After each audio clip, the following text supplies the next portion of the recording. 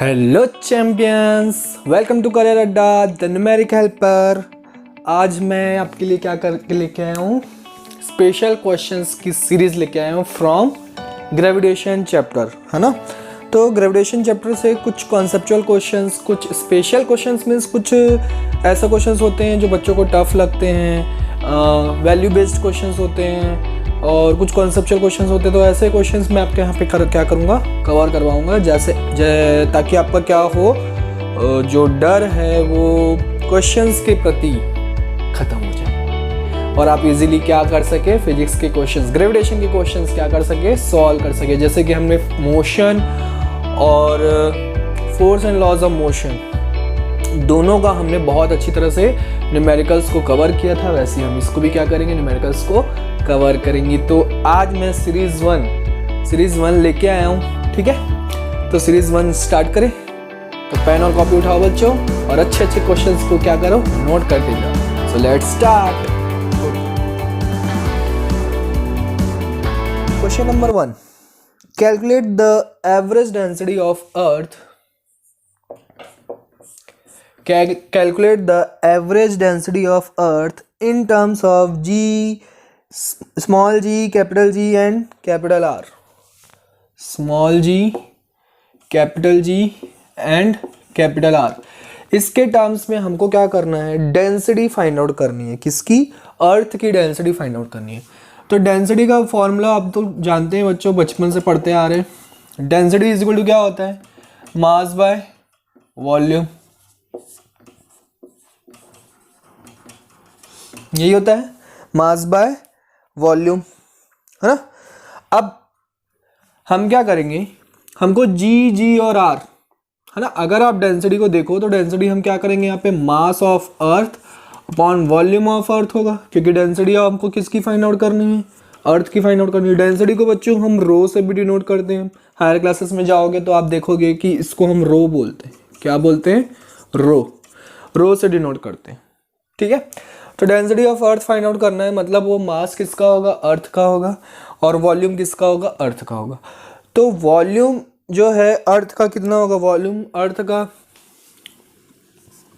Volume of earth is equal to कितना होगा, 4/3 pi r cube, 4/3 pi r cube, radius of earth. ये किसका formula होता है बच्चों, स्फीयर का, है ना। हम एक अज्यूम करते हैं कि अर्थ जो है स्फीयर शेप के है, तो उसका वॉल्यूम कितना होगा, 4/3 पाई आर क्यूब, ठीक है। वैसे तो होता नहीं है, ओवल शेप का होता है, पर हम अज्यूम करते हैं कि वो स्फीयर है। जनरली हम स्फीयर ही बोलते हैं अर्थ को, तो इसलिए हम क्या कर रहे हैं, इसको स्फीयर अज्यूम करके यहाँ पे पुट कर रहे हैं। अब मास चाहिए, मास को भी हमको क्या करना पड़ेगा, चेंज करना पड़ेगा। तो as we know g is equal to, formula क्या होता है बच्चों, GME/RE², ये फॉर्मूला होता है। तो यहाँ से मैं ME is equal to find out कर सकता हूँ। ME इज इक्वल टू क्या मिल जाएगा, GRE² divided by 4/3 pi r cube होगा, सॉरी स्क्वायर नहीं होगा, क्या होगा, क्यूब होगा। और यहाँ पे G, ये हमको ME की वैल्यू मिल गई, ये हमको VE की वैल्यू मिल गई। यहाँ पे पुट करो डेंसिटी के फॉर्मूले में।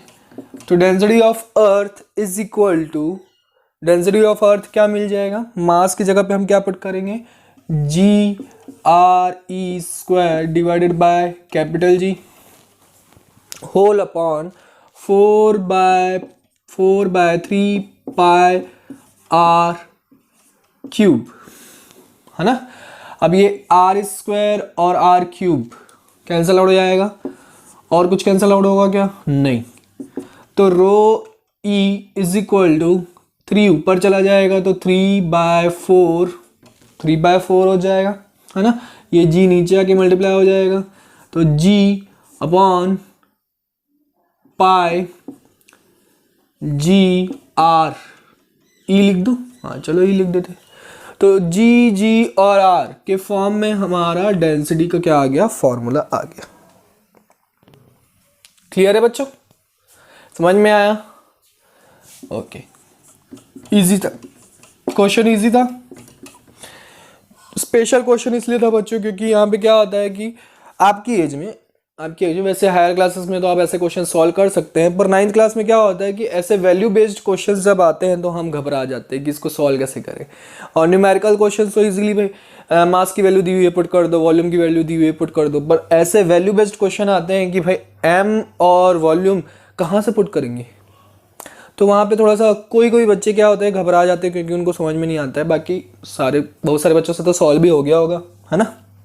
ओके, नेक्स्ट क्वेश्चन करते हैं। The weight of any person on the moon is about 1/6 of that on earth. एक weight of a man on moon, ठीक है, on moon is about 1/6 of earth, 1/6 of earth, 1/6 of earth, ठीक है।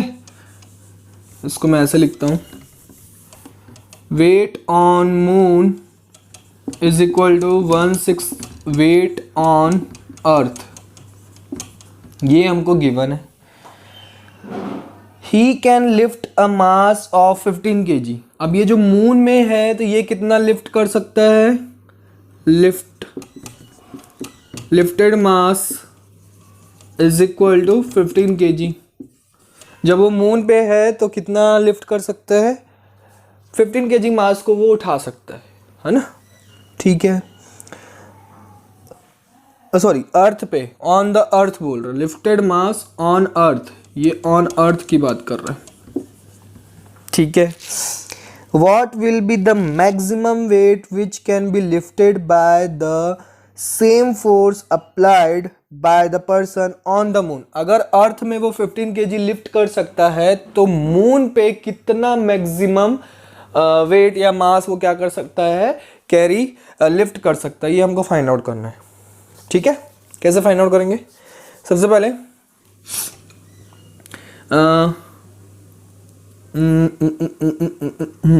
हमको given है weight on moon is equal to 1/6 weight on earth, ये चीज given है। अब ये जो है 15 kg का मास वो क्या कर रहा है, यहाँ पे कैरी कर रहा है, कहाँ पे, अर्थ पे कैरी कर रहा है ना, कहाँ पे कैरी कर रहा है, अर्थ पे कैरी कर रहा है। तो सबसे पहले 15 kg का मास है उसको मैं वेट निकाल लेता हूँ। ये जो 15 kg का मास है, weight of 15 kg on earth find out करते हैं, ऑन अर्थ फाइंड आउट करो, तो कैसे निकालेंगे, mg, m की वैल्यू 15, g की वैल्यू 9.8, इसको मल्टीप्लाई करोगे तो 147 न्यूटन आएगा, ठीक है। कितना आया, 147 न्यूटन इसका वेट आया, किसका, 15 kg का वेट अर्थ पे कितना है, 147 न्यूटन। तो मून पे निकालना है हमको, तो weight on moon, weight on moon, है ना, weight on moon find out करना है कि वो कितना वेट क्या कर सकता है, मैक्सिमम कितना वेट लिफ्ट कर सकता है, कहाँ पे, मून पे। तो कैसे करेंगे इसको, वेट ऑन मून हमको फाइंड आउट करना है, तो वेट ऑन मून का फॉर्मूला क्या होगा, m इंटू जी, है ना, m इंटू जी होगा। पर हमको क्या करना है यहाँ पे, मास केजी में फाइंड आउट करना है, ना कि न्यूटन में फाइंड आउट करना है, हमको किस में फाइंड आउट करना है, केजी में। तो मैं इस जी को क्या कर दूँ, इधर यहाँ पे जी से डिवाइड कर दूँ, इज इक्वल टू क्या हो जाएगा, मास, ठीक है, क्या हो जाएगा, मास। अब मैं क्या करूँ, वेट ऑन मून, अब ये जो g है, g जो है वो क्या होता है, आपको अगर मून का पता है ग्रेविटी कितनी होती है तो ठीक है, आप डायरेक्ट पुट कर सकते हो। अदरवाइज हम क्या कर सकते हैं, weight on moon divided by g/6, है ना, g/6, ये g किसका है, मून का है ना। और ये मैं क्या करूं, earth, gravity on earth divided by 6 कर दूं, क्योंकि 1/6 ऑफ जो ग्रेविटी ऑन मून जो है वो 1/6 होता है किसका, ग्रेविटी ऑन अर्थ के। तो यहाँ पे मैंने वो कर दिया। क्लियर है, समझ में आ रहा, ठीक है। अब क्या करेंगे, अब क्या करेंगे?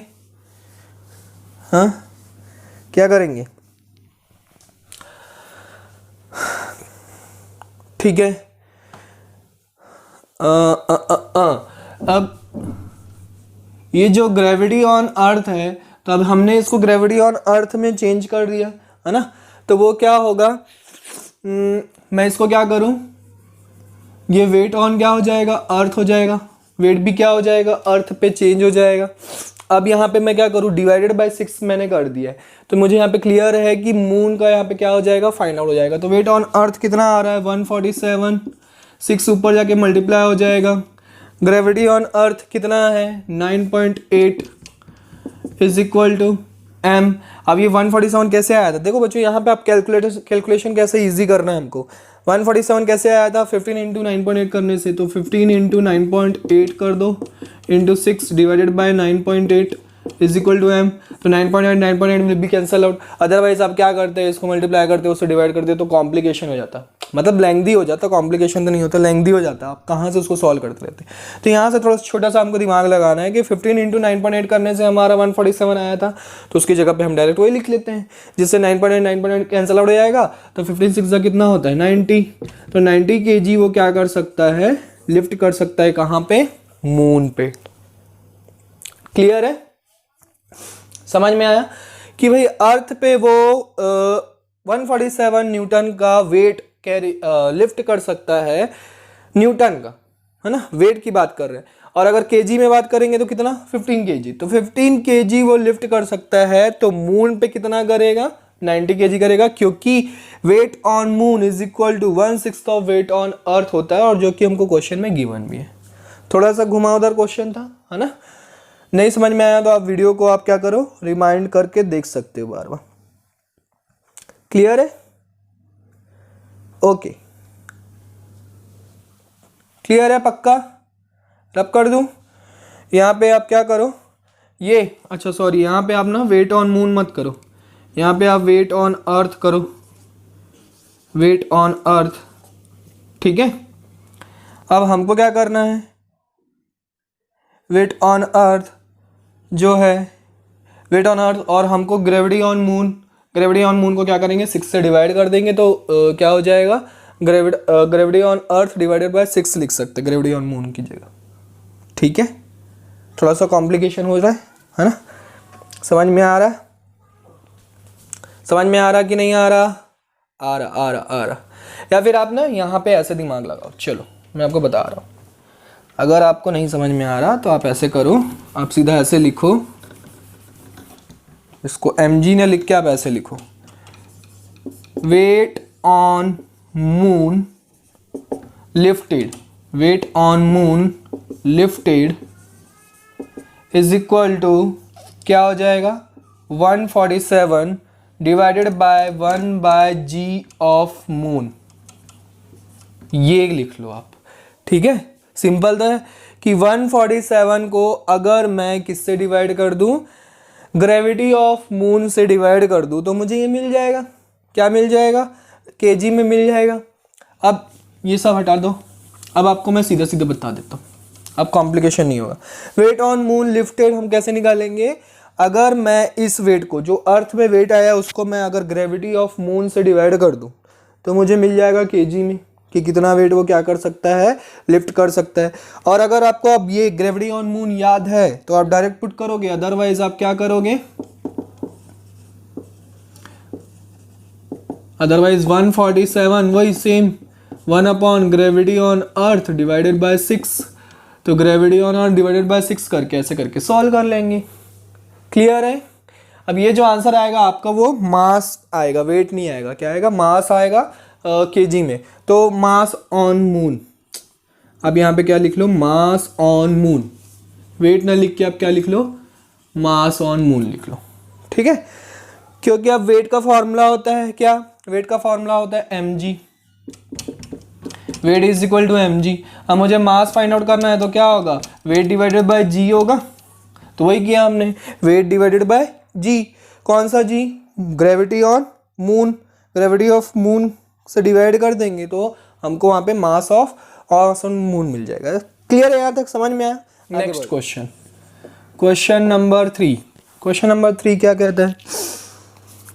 अच्छे क्वेश्चंस लेके आया मैं आपके लिए, मजा आ रहा? आ रहा सर, आ रहा। ठीक है, मजा आ रहा तो आगे कंटिन्यू करते हैं। चलो नेक्स्ट क्वेश्चन नंबर 3 क्या कहता है? Give reasons. रीजंस पूछ रहे भाई। Moon does not have atmosphere. क्या रीजन है इसका कि मून जो है एटमॉस्फियर नहीं रखता है, उसके चारों तरफ एटमॉस्फियर नहीं होता है? चलो आंसर कमेंट करो फटाफट, क्या रीजन है? Moon does not have atmosphere, what is the reason? Question number 3 का first part, moon does not have atmosphere, what is the reason? Give reason. क्यों? Because moon has very low gravity, because moon has very low gravity to carry all the gases, to carry all the gases in atmosphere, to carry all the gases in atmosphere, मतलब atmosphere की जितनी भी gases है उसको carry या attraction force का खींच के रखने के लिए उसके पास ग्रेविटी जो है बहुत ही छोटी होती है। 1/6 ऑफ अर्थ ग्रेविटी ऑन अर्थ होती है ना, तो कितनी कम है बच्चों? अगर अर्थ की ग्रेविटी 9.8 है तो मून की ग्रेविटी 1.63, देखो कितना डिफरेंस है बच्चों। समझ में आ रहा? क्लियर है? तो because of low gravity. Next second part इसी का, if you jump on the moon you will rise much higher than if you jump on the earth. वो बोल रहा है कि अगर आप मून पे जंप करते हैं, मून पे गए, सर मून पे कैसे जाएंगे? जाओगे ना बेटा, कभी ना कभी जाओगे। अगर आप साइंटिस्ट बनना चाहते हो तो जाओगे, स्पेस साइंटिस्ट बनना जरूर जाओगे। तो मून पे गए आप और मून पे आपने जाके जंप किया, तो एज कंपेयर टू अर्थ, अर्थ में अगर आप 2 मीटर हाइट पे जाते हैं तो जस्ट एजम्पशन आप क्या करोगे, 10 मीटर हाइट तक जंप करोगे जस्ट, है ना? कितना डिफरेंस है बच्चों? तो ऐसा क्यों? व्हाट इज द रीजन कि मून पे जंप करने से एज कंपेयर टू अर्थ हम ज़्यादा हाइट तक जंप करते हैं? तो according to second equation of motion, second equation of motion से क्या होता है? थर्ड इक्वेशन ऑफ मोशन लगाते हैं। चलो थर्ड इक्वेशन ऑफ मोशन क्या होता है? V square is equal to u square minus 2GS, है ना? इस S की जगह हम क्या लिखते हैं? H लिखते हैं। यही होता है, जब हम जंप कर रहे तो ऊपर की तरफ जा रहे हैं इसलिए माइनस आया, ठीक है, माइनस आया। या आप क्या कर लो, प्लस लिख लो, ऐसा नॉर्मली क्या होता है, प्लस होता है। अब हम क्या करें, v square minus u square, v square minus u square is equal to 2GH। तो H इज इक्वल टू आपको क्या मिल जाएगा? V square minus u square divided by 2G। इसका मतलब क्या है? H is inversely proportional to G। तो अब इसका मतलब क्या है कि अगर G की वैल्यू कम होती है तो H की वैल्यू क्या होगी? ज़्यादा।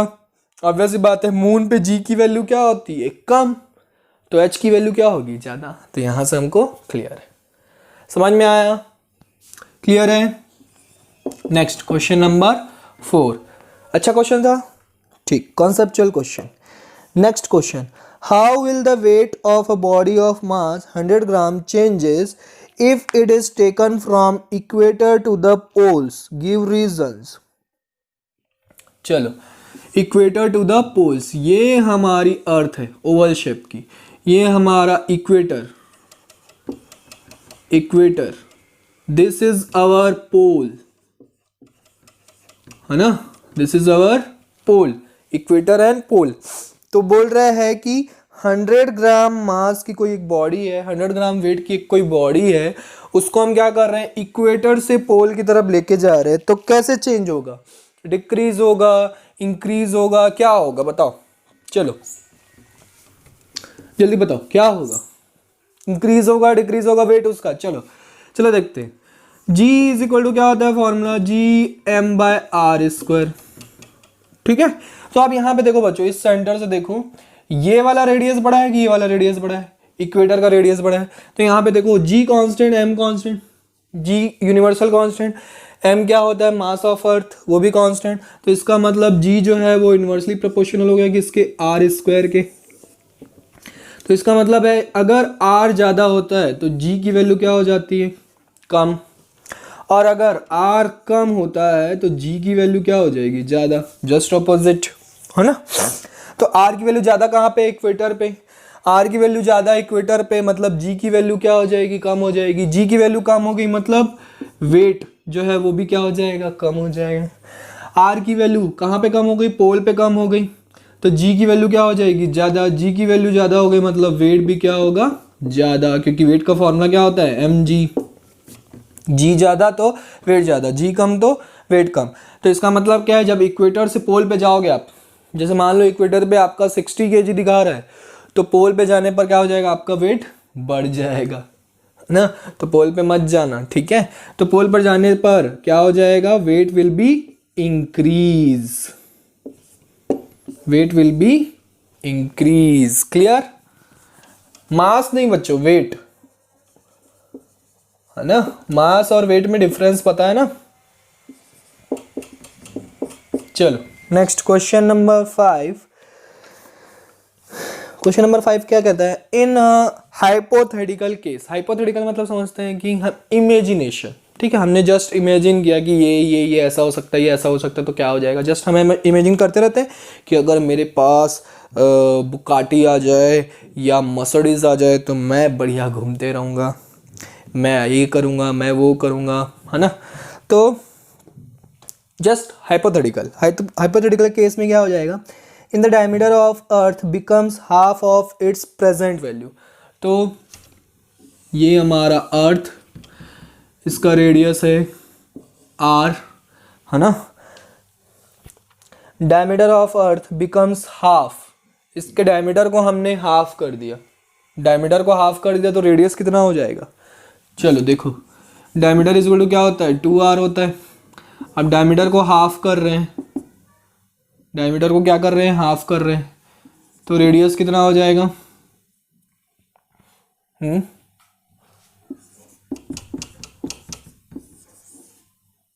हमको रेडियस फाइंड आउट करना ना, ऐसे radius is equal to diameter by 2, diameter को आप हाफ कर रहे हो तो क्या हो जाएगा, रेडियस d/4 हो जाएगा, है ना।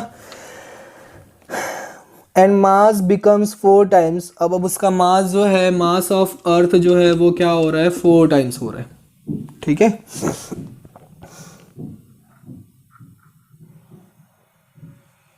सॉरी, डायमीटर नहीं, वहां पे रेडियस दिया हुआ है, सॉरी बच्चों, माय मिस्टेक। चलो हमने क्या किया, मास ऑफ अर्थ मतलब मास ऑफ अर्थ को डबल कर दिया, उसके मास को 4 टाइम्स कर दिया, सॉरी 4 टाइम्स कर दिया तो 4m, और रेडियस को हमने क्या किया, हाफ कर दिया, है ना। रेडियस को हमने क्या कर दिया, हाफ कर दिया। अगर डायमीटर हाफ होगा तो रेडियस भी हाफ होगा, मैंने मिस्टेक कर दी थी वहाँ पे थोड़ी सी, सॉरी। तुरंत कमेंट कर देते ना आप लोग, बच्चा सर आपने ये गलती कर दी, है ना। तो डायमीटर जब क्या होगा, हाफ होगा, तो ऑब्वियसली बात है रेडियस भी क्या हो जाएगा, उसका हाफ हो जाएगा, ठीक है। अब present value, then how will the weight of any object on surface of the earth be affected. तो उसका वेट जो है कैसे अफेक्ट करेगा, ये हमको फाइंड आउट करना है। तो जी डैश, सबसे पहले जी इज इक्वल टू फॉर्मूला क्या होता है, G is equal to formula होता है gm/r²। अब इसमें सब चीज़ मैं क्या कर रहा हूँ, चेंज कर रहा हूँ, मतलब न्यू ग्रेविटी मिलेगी, इसलिए हम क्या करेंगे, उसको जी डैश लिखेंगे। जी डैश इज इक्वल टू जी तो सेम रहेगा, m की वैल्यू क्या हो जा रही है, 4m हो जा रही है ना, कितनी हो जा रही है, 4m, और r की वैल्यू कितनी हो जा रही है, r/2 का होल स्क्वायर, ठीक है। तो 4m मतलब 4gm, r/2 का होल स्क्वायर मतलब r²/4। तो अब यहाँ पे देखोगे जी डैश जो है 4 उधर कितना चला गया, 16 इंटू gm/r² हो गया। ये किसकी वैल्यू बच्चों, g की वैल्यू है, तो मैं क्या लिख सकता हूँ, 16g। तो g डैश जो है वो क्या मिल रहा है, 16g, मतलब उसकी ग्रेविटी जो है वो 16 टाइम्स हो जा रही है, तो वेट भी कितना हो जाएगा, 16 टाइम्स, 16 टाइम्स उसका वेट क्या हो जाएगा, बढ़ जाएगा। समझ में आ रहा है? अगर हमने अर्थ का मास 4 टाइम्स बढ़ा दिया और उसका रेडियस कम कर दिया तो हमारा मास जो है वो कितना इंक्रीज हो जाएगा, हमारा वेट जो है वो कितना बढ़ जाएगा, 16 टाइम्स वेट बढ़ जाएगा। तो ये हाइपोथेटिकल है, इसका रेडियस कोई कम कर सकता है क्या, मास कोई बढ़ा सकता है कि नहीं, ये तो अर्थ का वैसी का वैसी ही है ना, इसको कोई कुछ नहीं कर सकता। क्लियर है? ओके, नोट कर लो। ओके बच्चों, now question number 6। Question number 6 क्या कहता है? मजा आ रहा है आज के क्वेश्चंस में, है ना? ठीक है।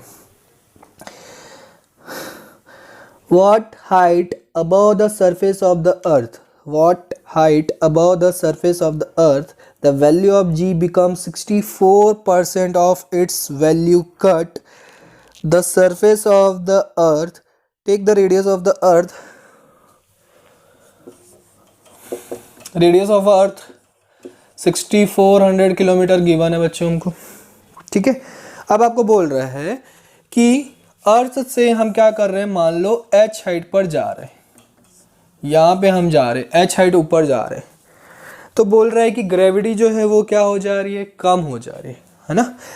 ग्रेविटी कम हो जा रही है, नहीं हो रही है, ऐसा नहीं बोल रहा है, वो बोल रहा है ग्रेविटी जो है वो क्या हो जा रही है, 64% हो जा रही है। ठीक, value of g become 64% of its value at the surface of the earth. Okay, 64% कम हो जा रही है ना? ऑब्वियस सी बात है, जी का फॉर्मूला क्या होता है, G is equal to G M by R square. तो ये आर जो है वो क्या होता है बच्चों, रेडियस ऑफ अर्थ होता है। पर मैं यहाँ पे क्या करूँ, अगर मैं ऊपर जाता हूँ तो मैं क्या करूँगा, इसको आर प्लस एच का होल स्क्वायर लिखूंगा, है ना?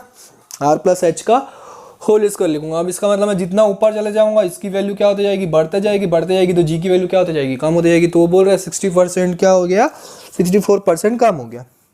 ठीक है, जी इज इक्वल टू, ये जी डैश हमारा, है ना, जब एच हाइट ऊपर जाएंगे तो, और जी इज इक्वल टू क्या हो रहा है, G M by R square formula होता है, तो G R square is equal to G M. मतलब मैं जी एम की जगह क्या लिख सकता हूँ, यहाँ पे पुट कर सकता हूँ G R square divided by R plus H का होल स्क्वायर। हमको हाइट फाइंड आउट करनी है बच्चों, है ना?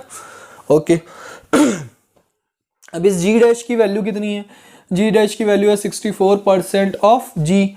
मतलब मैं यहाँ पे लिख सकता हूँ 64/100 into G is equal to G R square divided by R plus H whole square. इस जी को हम क्या कर सकते हैं, कैंसल आउट कर सकते हैं, है ना? ठीक है, अब ये 64/100 इज इक्वल टू क्या बच गया, R square by R plus H का होल स्क्वायर। दोनों तरफ मैं क्या कर दूँ, स्क्वायर रूट ले लूँ बच्चों, तो यहाँ पे क्या मिल जाएगा, 8/10 मिल जाएगा, और इधर क्या मिल जाएगा, R by R plus H. Clear है? ठीक है, अब मैं क्या करूँगा, क्रॉस मल्टीप्लिकेशन करूँगा, तो 8 into R plus H is equal to 10 into R, 8r plus 8h is equal to 10r। ठीक है, तो 8h इज इक्वल टू कितना आ जाएगा, 2r आ जाएगा, उधर जाके माइनस हो जाएगा, तो h इज इक्वल टू क्या आ गया, 2r। r की वैल्यू कितनी है हमारी, 64 किलोमीटर में ही पुट करते हैं, क्योंकि हाइट हम किलोमीटर में फाइंड आउट कर लेते हैं। तो 8 जा 64 0, तो ये हो जाएगा 1600 किलोमीटर। तो 1600 किलोमीटर ऊपर, अर्थ से 1600 किलोमीटर ऊपर जाने पर उसकी जी की वैल्यू कितनी हो जा रही है, 64% कम हो जा रही है। समझ में आ रहा है बच्चों? क्लियर है? Next question number 7 and last question for this lecture. Next series number 2 next lecture में लेके आएंगे, ठीक है? नेक्स्ट क्वेश्चन क्या कहता है, a ball is thrown upwards from the ground of a tower with a speed of 20 metre per second. मतलब initial velocity दी हुई है 20 मीटर पर सेकेंड, हम क्या कर रहे हैं, अपवर्ड डायरेक्शन में एक बॉल को थ्रो कर रहे हैं। There is a window in the tower at the height of 1.15 metre. ये मान लो टावर है 15 metre from the ground, ground से 15 मीटर, यहाँ पे विंडो एक, ठीक है, कितनी हाइट पे,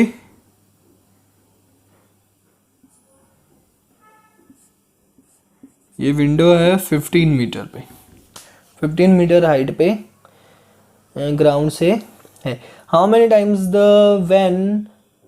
times and when will the ball pass the window, कितने वहां से पास होगा और कितने टाइम पे। तो ये पहले तो ऊपर जाएगा तो एक बार, और फिर नीचे, ऊपर जाके तो नीचे भी आएगा ना, फिर नीचे आएगा तो 2 बार। समझ में आ रहा? तो 2 बार ये क्या करेगा, इसको 2 टाइम्स इसको पास करेगा। तो यहाँ पे फाइंड आउट करते हैं। इनिशियल वेलोसिटी गिवन है, जी की वैल्यू बोला है उसने 10 मीटर पर सेकेंड स्क्वायर, है ना, 10 मीटर पर सेकेंड स्क्वायर। टार की क्या करते हैं, टार की हाइट फाइंड आउट कर लेते हैं, ठीक है। मैक्सिमम हाइट नहीं, मैक्सिमम हाइट ऑफ बॉल कितने हाइट पे पहुंचा, तो मैक्सिमम हाइट हम ले लेते हैं, मैक्सिमम हाइट फाइंड आउट करेंगे। तो हाइट, जब मैक्सिमम हाइट आएगा तो v की वैल्यू क्या हो जाती है, 0 हो जाती है मैक्सिमम हाइट पे, है ना। ये सारी चीज़ें पता है हमको। चलो, तो मैक्सिमम हाइट कैसे फाइंड आउट करेंगे, हमको u v g दिया हुआ है, मतलब थर्ड इक्वेशन ऑफ मोशन,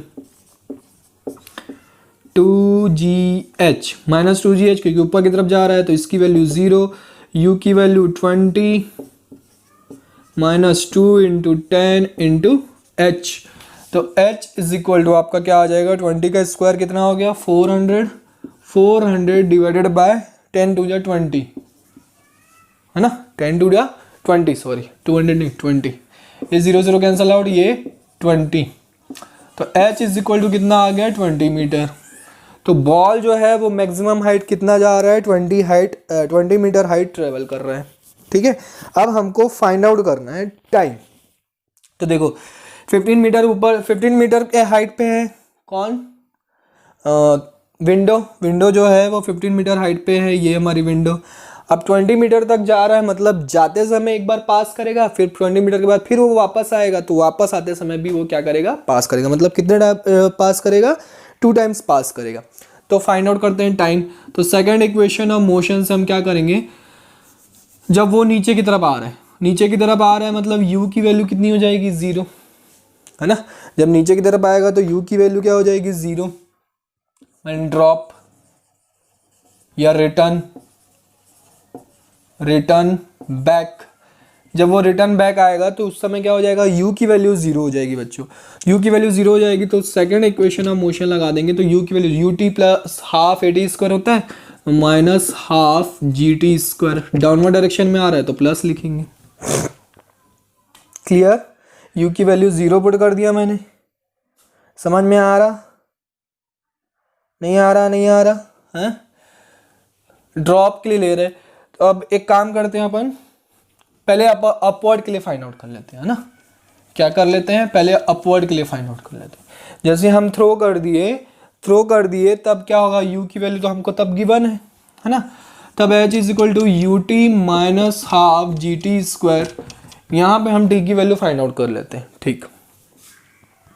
तो h कितना है, 20, u की वैल्यू भी 20t माइनस हाफ, इसकी वैल्यू कितनी है, 5t स्क्वायर, ये हो जाएगा, सॉरी 10, तो 2 5 10 हो जाएगा। तो आपको एक क्वाड्रेटिक इक्वेशन मिलेगा बच्चों, जिससे t की 2 वैल्यू मिल जाएगी हमको, है ना। तो हम अपवर्ड वाले के लिए सॉल्व करते हैं। अगर हम डाउनवर्ड, जैसे मैं पहले डाउनवर्ड वाले के लिए सॉल्व कर रहा था तो एक ही t मिलता हमको, तो यहाँ पे 2 टाइम मिल जाएगा। तो 20 मीटर हाइट पे जब जाता है, 20 मीटर हाइट पे जाता है, तो ये तो मैक्सिमम हाइट हो गई, तो मैक्सिमम हाइट ट्रेवल करने का टाइम मिलेगा। पर हमको किसका, विंडो का पास करना है, विंडो कितने टाइम पे वो पास कर रहे हैं। तो यहाँ पे हमको हाइट 20 ना लिख के क्या लिखना पड़ेगा, 15 लिखना पड़ेगा, कि भैया 15 मीटर हाइट पे जब जाता है तब उसका टाइम कितना उसने ट्रेवल किया, कितने टाइम पे ट्रेवल किया, फिर वो वापस आता है तब 15 मीटर पे कितने टाइम पे ट्रेवल किया, ऐसा करके, ठीक है। तो यहाँ पे क्या हो जाएगा, 5t स्क्वायर, है ना। इसको मैं इधर ट्रांसपोज करता हूँ तो -20t and plus 15 is equal to 0। 5 को कॉमन ले लो तो T square minus 4t plus 3 is equal to 0। अब इसको क्या करो, क्वाड्रेटिक इक्वेशन को मिडिल टर्म स्प्लिट थ्योरम से सॉल्व करते तो 3 1 जा 3 और यहाँ पे क्या मिल रहा है -4 चाहिए तो 3 प्लस 1 4 हो जाएगा तो -3t minus T plus 3। Correct किया मैंने, मिडिल टर्म को स्प्लिट कर दिया। इतना तो पढ़े हो ना बच्चों आप, 9th क्लास मैथ्स में पढ़े होगे, 8th क्लास में भी पढ़ के आए हम क्वाड्रेटिक इक्वेशन कैसे सॉल्व करते हैं। ठीक, इन दोनों में से हम t कॉमन लेंगे तो t माइनस 3, इन दोनों में से -1 कॉमन लेंगे तो t minus 3 is equal to 0। तो t minus 3 and t minus 1 is equal to 0। तो t की वैल्यू कितनी आ गई 1 एंड 3 आ गई। t की वैल्यू कितनी आ गई 1 एंड 3। तो इसका मतलब क्या है कि एक बार वो 3 सेकंड पे क्या करेगा, पास करेगा, और एक बार 1 सेकंड पे पास करेगा। समझ में आया? तो ये आपका आंसर है और ये आपके क्वेश्चंस है आज की सीरीज नंबर 1 में। नेक्स्ट हम सीरीज नंबर 2 नेक्स्ट लेक्चर में करेंगे, उसमें भी मैं अच्छे अच्छे ऐसे क्वेश्चंस लेके आऊँगा आपके लिए। तो आप भी प्रैक्टिस करते रहो, डाउट्स निकालते रहो और भेजते रहो। Bye bye, take care, see you in the next lecture.